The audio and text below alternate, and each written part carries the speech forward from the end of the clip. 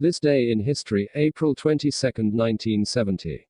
The first Earth Day. Earth Day, an event to increase public awareness of the world's environmental problems, is celebrated in the United States for the first time on April 22, 1970. Millions of Americans, including students from thousands of colleges and universities, participated in rallies, marches, and educational programs across the country. Earth Day was the brainchild of Senator Gaylord Nelson of Wisconsin, a staunch environmentalist who hoped to provide unity to the grassroots environmental movement and increase ecological awareness. The objective was to get a nationwide demonstration of concern for the environment so large that it would shake the political establishment out of its lethargy, Senator Nelson said, and, finally, force this issue permanently onto the national political agenda. CopyrightHistory.com. On April 22, 1915, the Germans launched the first and only offensive of the year. Known as the Second Battle of Ypres, the offensive began with the usual artillery bombardment of the enemy's line. When the shelling died down, the Allied defenders waited for the first wave of German attack troops but instead were thrown into panic when chlorine gas wafted across no man's land and down into the trenches.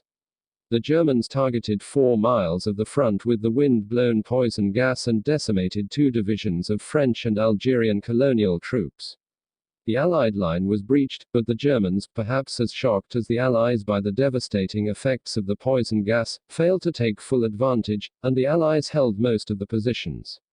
A second gas attack, against a Canadian division, on April 24, pushed the Allies further back, and by May they had retreated to the town of Ypres.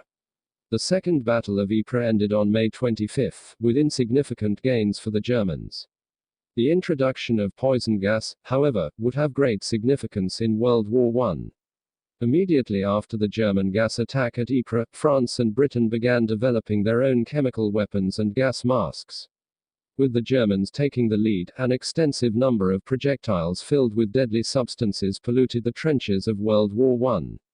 Mustard gas, introduced by the Germans in 1917, blistered the skin, eyes, and lungs, and killed thousands.